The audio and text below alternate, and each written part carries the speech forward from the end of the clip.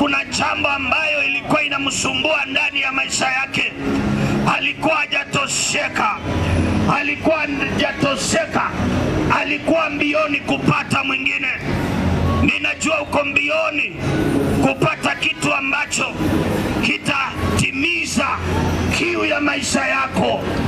Ninajua uko mbioni, ninajua uko kwa harakati kama huyu mwanamke. Alikuwa katika harakati, alifika pale katika masaa, na alipofika akapata mwanaume alikuwa amekaa pale.